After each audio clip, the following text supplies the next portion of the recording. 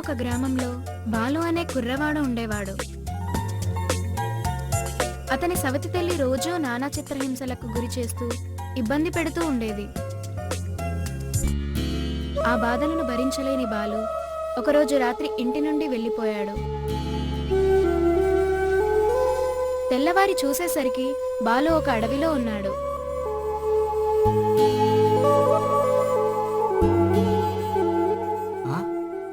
ఇదేదో అడవిలాగుంది. ఈ అడవిలో నేను ఎక్కడుండాలి?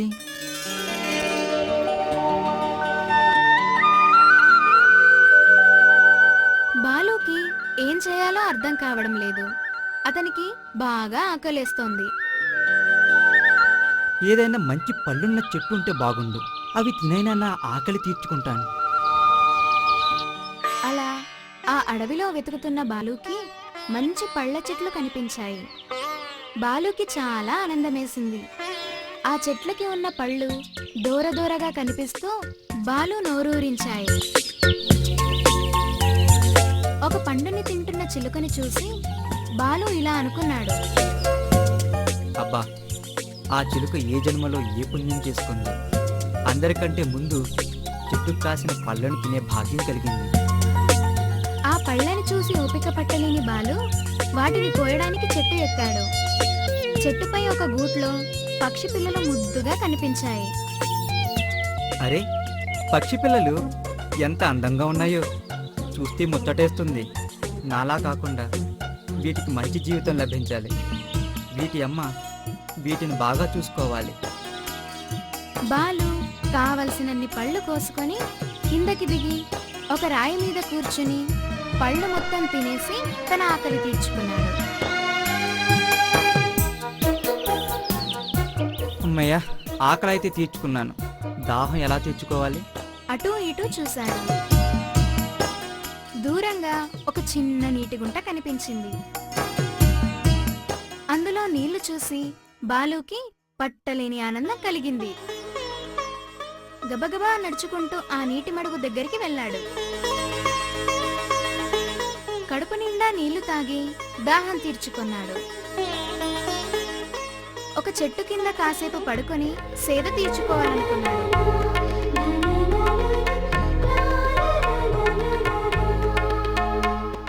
ఇంతలో చెట్టుపై గూట్లో ఉన్న పక్షి పిల్లలు పెద్దగా అరుస్తున్నాయి. ఆశ్చర్యంగా అటువైపు చూశాడు. అయ్యయ్యో, పక్షి పిల్లలకి ఏదో అపాయం వచ్చింది. ఎలాగైనా వాటిని కాపాడాలి. ఒక రాబందు వచ్చి ఆ పక్షి పిల్లల్ని తన పదునైన ముక్కుతో పొడుస్తూ ఉంది. చెట్టుపైకి ఎక్కిన బాలుని కూడా ఆ రాబందు తన ముక్కుతో పొడవసాగింది. భయపడి కిందికి దిగిన బాలుకి చాలా బాధ కలిగింది. ఏం చెయ్యాలో అర్థం కాని బాలు దేవుణ్ణి ప్రార్థించాడు. దేవుడా, ఆ పక్షి పిల్లల్ని కాపాడు, రాబందు నుంచి రక్షించు.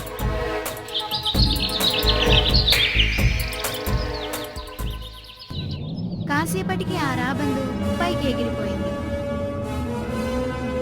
అమ్మయ్యా, వీటికి అపాయం తప్పింది. సంతోషంతో బాలు తిరిగి తన విశ్రాంతి తీసుకోవడానికి మంచి స్థలం కోసం వెతకడం ప్రారంభించాడు.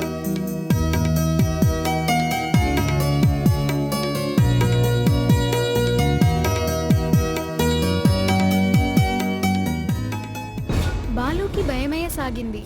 చివరకు ఒక చిన్న గుహను చూసి దానిలో ఉండిపోవాలనుకున్నాడు. ఇంటి దగ్గర పిన్ని పెట్టే హింస కంటే ఈ అడవిలో ఒంటరిగా ఉండడమే సంతోషంగా ఉంటుంది. ఇక్కడే ఉండిపోతాను.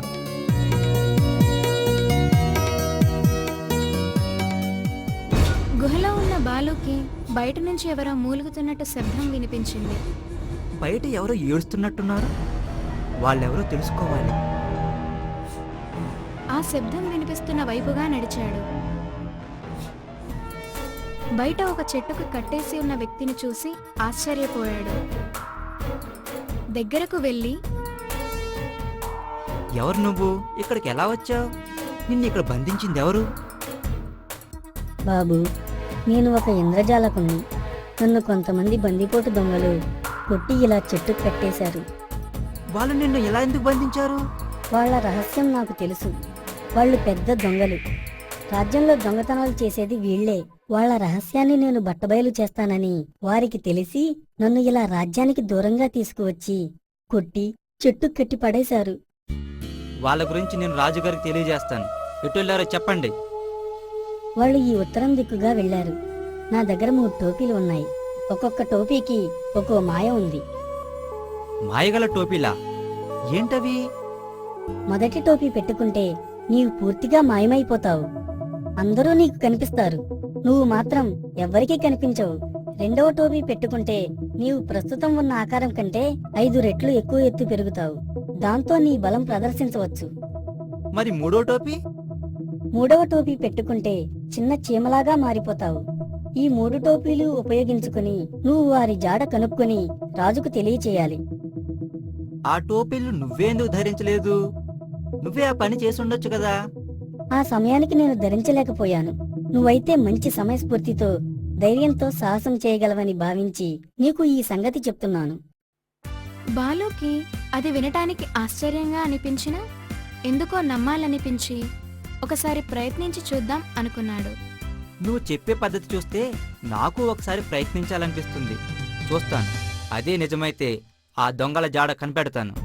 తప్పకుండా నేను చెప్పినట్లే జరుగుతుంది. చెట్టుకి కట్టేసి ఉన్న మరుగుజ్జుని విడిపించి బాలు ఆ టోపీలు తీసుకుని ముందుగా మొదటి టోపీని ధరించాడు. మరుగుజ్జు చెప్పినట్టుగానే మాయమైపోయాడు. ఆ మరుగుజ్జు దగ్గర నుంచి టోపీలు తీసుకున్న బాలు ముందుగా పక్షి పిల్లల గురించి ఆలోచించాడు. ఈ టోపీల సహాయంతో ఎలాగైనా ఆ పక్షి పిల్లని రక్షించాలి. ఆ రాబందుని అంతం చెయ్యాలి. అక్కడి నుంచి బయలుదేరిన బాలు తిన్నగా సరాసరి ఆ పక్షి పిల్లలుండే చెట్టు దగ్గరికి వచ్చి రాబందు రాక కోసం ఎదురు చూడసాగాడు. తను అనుకున్నట్లుగానే రాబందు రానే వచ్చింది.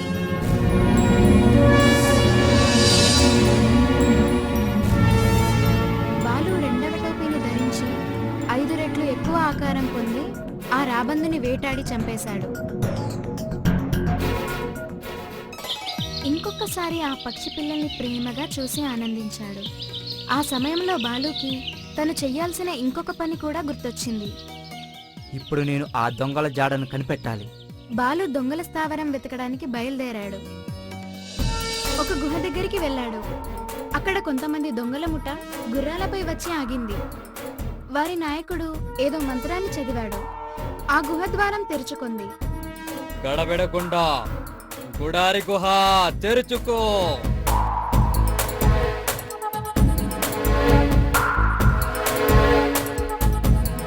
ఆ మంత్రం చదివిన వాడే దొంగల నాయకుల్లాగా ఉన్నాడు. ఎలాగైనా వీరి రహస్యం తెలుసుకోవాలి. అందరూ గుహలోపలికి వెళ్లారు. ఒక్కడు మాత్రం మిగిలిపోయాడు.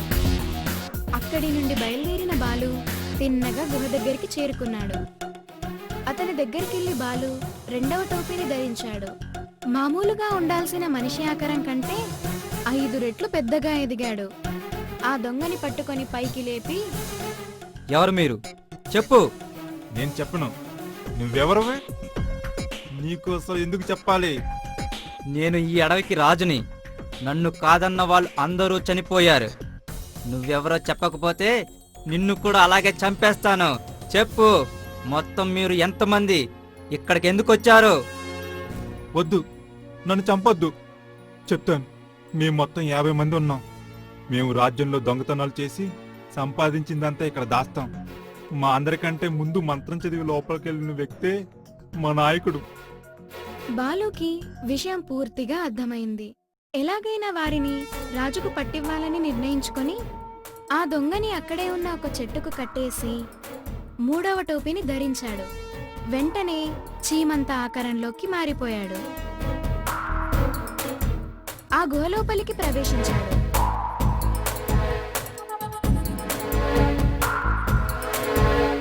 దొంగలు మాట్లాడుకుంటున్నది మొత్తం వినసాగాడు. అందరూ వినండి. ఇది మన రాజ్యంలో దొంగతనం చేసి సంపాదించిన సొమ్ము. ఇంకా మనం చెయ్యాల్సిన దొంగతనాలు చాలా ఉన్నాయి. సర్దార్, తర్వాత ఏ ఇంట్లో దొంగతనం చేయాలో చెప్తే మేము అందుకు సిద్ధంగా ఉంటాం. ఒరే దేశద్రోహుల్లారా, మీరు రాజ్యంలో ఉంటూ దొంగతనానికి పాల్పడతారా? మిమ్మల్ని నేను రాజుగారికి పట్టిస్తాను. మీకు తగిన శాస్తి జరిగేలా చేస్తాను. ఎవడ్రా నువ్వు? మాకే చెప్తున్నావు. ధైర్యం ఉంటే నా ముందుకి రా. నేను మీ ముందే ఉన్నానురా, ఒక్కసారి కిందకి చూడు. కిందకి చూసిన ఆ దొంగల నాయకుడికి చిన్న చీమ ఆకారంలో బాలు కనిపించాడు. బాలుని పట్టుకొని పైకి లేపి, ఆహా ఆహా, నువ్వు చాలా అందంగా ఉన్నావు. నిన్ను తినేయాలనిపిస్తుంది, కానీ నేను నిన్ను తినను. ఇంటికి తీసుకెళ్ళి మా పిల్లలకిస్తాను, వాళ్ళు నీతో ఆడుకుంటారు. సర్దార్, వీడు మన మిత్రుడిని బయట ఏదో చేసి ఉంటాడు, అతడు కనిపించడం లేదు. చెప్పరా చెప్పు, అతన్ని ఏం చేశావు? మీ మిత్రుడిని నేనేమీ చేయలేదు. నిన్ను ఎలా అడిగితే ఎందుకు చెప్తావురా? నానా చిత్రహింసలకు గురి చేస్తే అప్పుడు చెప్తావు. అక్కడున్న దొంగలందరూ బాలుతో రకరకాలుగా ఆడుకున్నారు.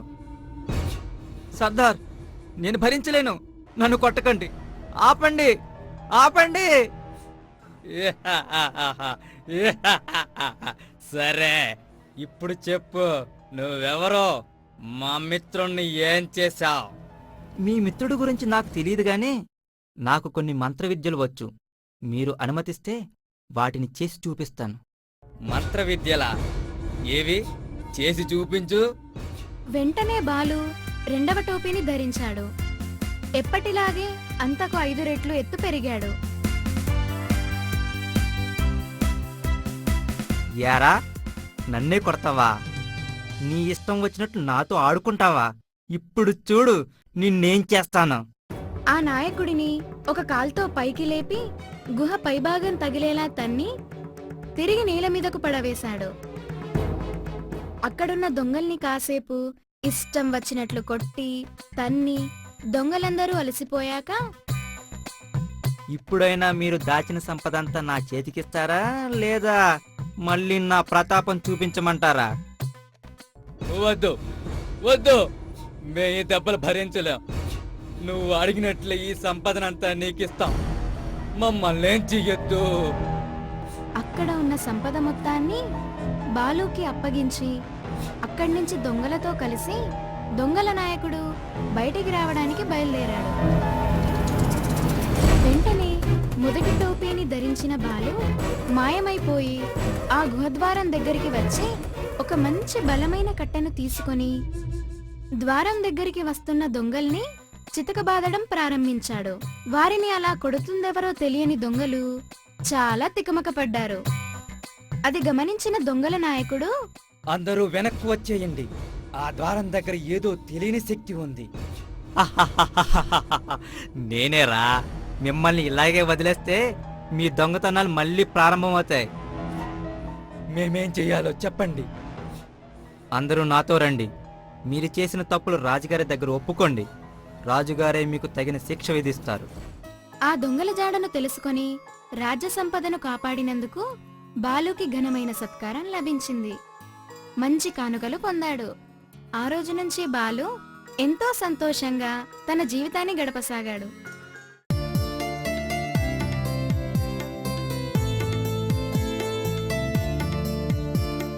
బాలు ఆ రాజ్యంలో దొంగతనాలు చేస్తున్న దొంగలను రాజుగారికి పట్టించడం వలన రాజుగారు అందుకు మెచ్చుకొని బాలుకి నగదు బహుమతి ఇచ్చారు.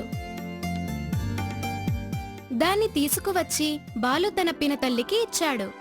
అది తీసుకుని ఆమె సంబరపడింది. బాలు పినతల్లితో, ఇదిగో, నేను తెచ్చిన ఈ ధనంతో ఇక నుంచైనా సంతోషంగా ఉంటావని అనుకుంటున్నాను.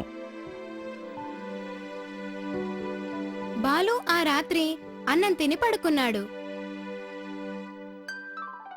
ఏవేవో ఆలోచనలు వస్తున్నాయి. ఆలోచిస్తూ అలా నిద్రలోకి జారుకున్నాడు.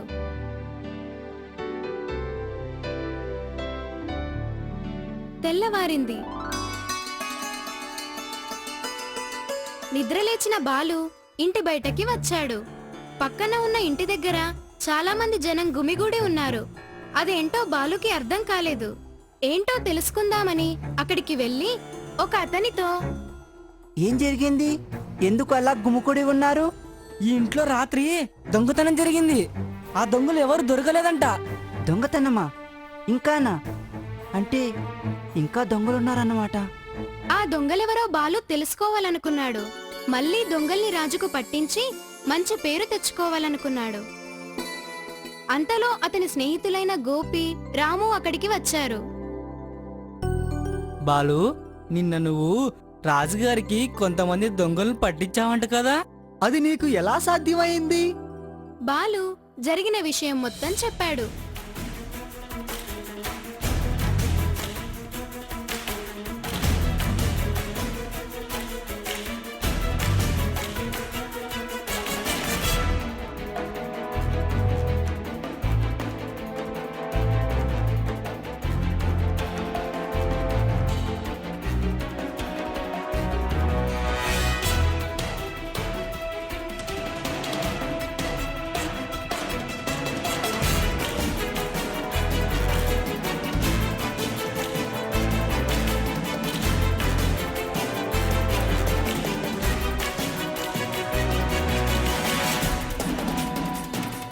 అతను చెప్పిన విషయమంతా తన స్నేహితులకు ఆశ్చర్యంగా అనిపించింది. అయినా మాయా టోపీలేంటి? అవి పెట్టుకుంటే అలా అవటమేంటి? నాకు అలాగే అనిపిస్తుంది. ఇంతవరకు ఇలాంటి మాయ టోపీలను నేను కూడా ఎక్కడా చూడలేదు. నేను చెప్పేది నిజం, నా మాట నమ్మండి. లేకపోతే నేనొక్కడిని అంతమందితో పోరాడగలనా? అసలే వాళ్ళు దొంగలు. మరైతే ఆ టోపీలు ఇప్పుడు ఎక్కడున్నాయి? వాటితో మనం ఈ దొంగల్ని కూడా పట్టుకుందాం. అప్పుడే నేను ఆ టోపీలు అక్కడే వదిలేశాను. వాటితో ఇంక అవసరం రాదనుకున్నాను. తప్పు చేశావు బాలు. సరే, ఏది ఏమైనా ఇప్పుడైనా వెళ్ళి మనము ఆ మాయ టోపీల సాయంతో దొంగల్ని పట్టుకుందాం. అలాగే అనుకుని ముగ్గురు అడవికి బయలుదేరారు.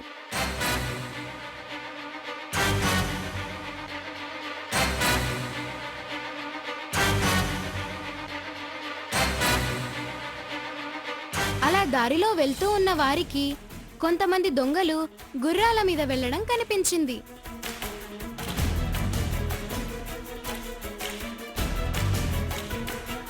ఆ దొంగల్ని అనుసరిస్తూ వారు వెళ్తున్న వైపే ఈ ముగ్గురు నడవసాగారు.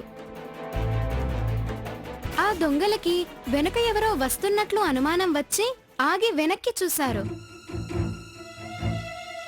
ముగ్గురు చెట్ల చాటున దాక్కున్నారు.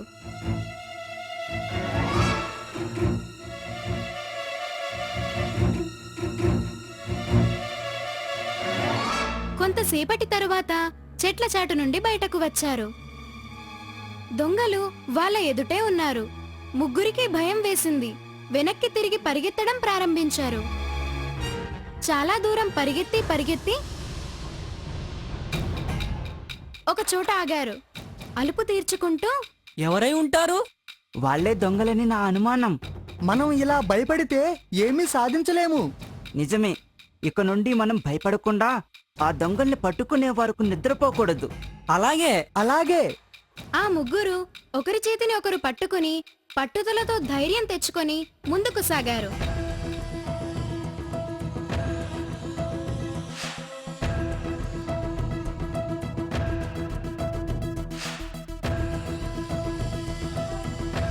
మొత్తానికి బాలు ఇంతకుముందు దొంగల్ని పట్టుకున్న గుహ దగ్గరికి వెళ్ళాడు.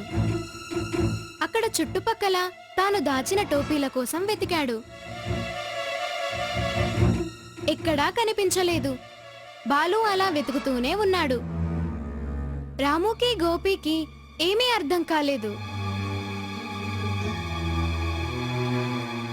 బాలు, ఏమైంది? ఆ టోపీలు ఎక్కడున్నాయి?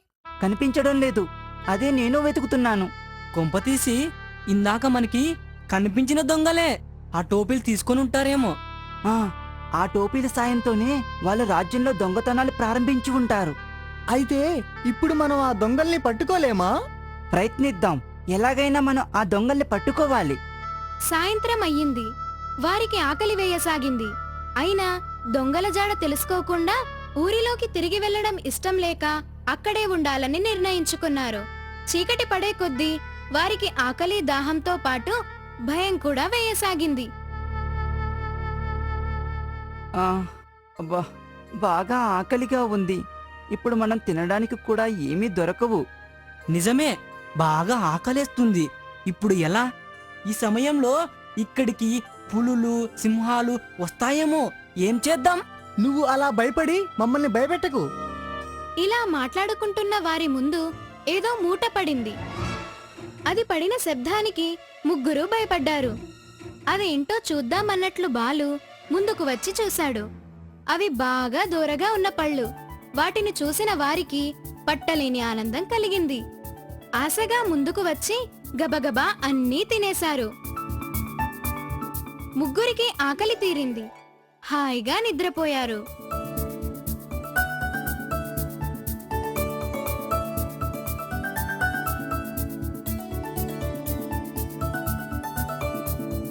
తెల్లవారి లేచి చూసేసరికి ముగ్గురు ఎవరి ఇళ్ల దగ్గర వాళ్ళున్నారు.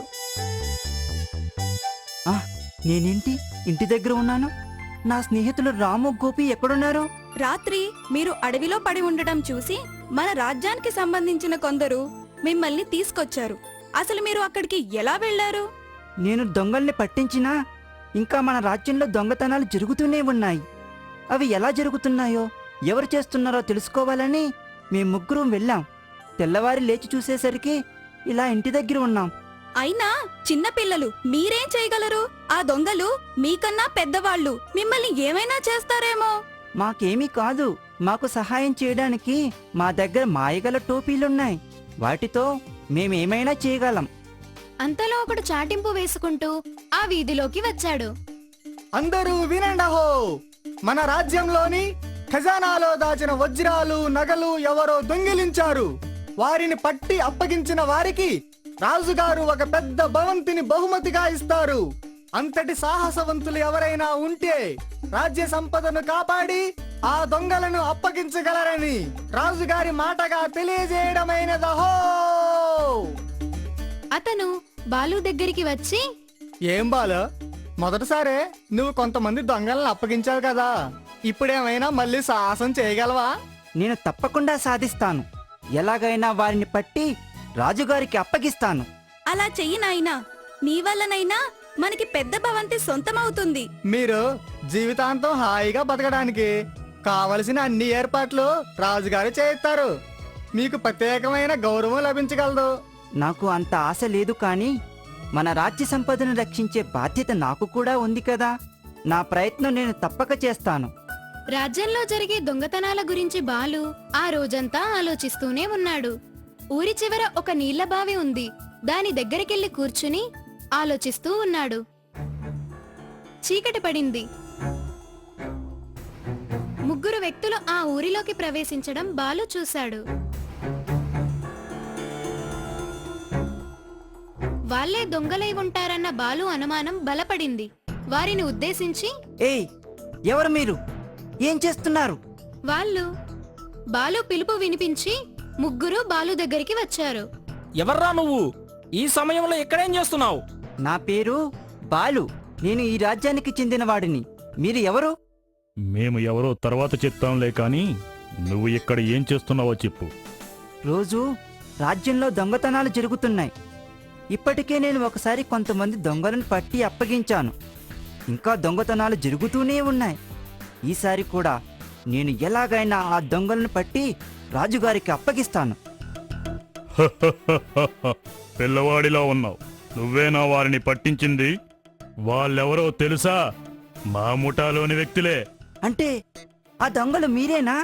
అమ్మో, నాకు భయం వేస్తుంది. నాకు వణుకు పడుతుంది. అవును, నేను పట్టిస్తాను. ద్రోహుల్లారా, రాజ్య సంపదను దోచుకోవడానికి మీకు మనసు ఎలా వచ్చింది? ఎక్కడైనా దొంగలకి మనసుంటుందా? ఆ మనసే ఉంటే మేం దొంగతనాలను చేస్తాం. మీ గురించి నేను ఇప్పుడే రాజుగారికి తెలియజేస్తాను. అక్కడి నుండి రాజుగారి భవనానికి రావడానికి బాలు బయలుదేరాడు.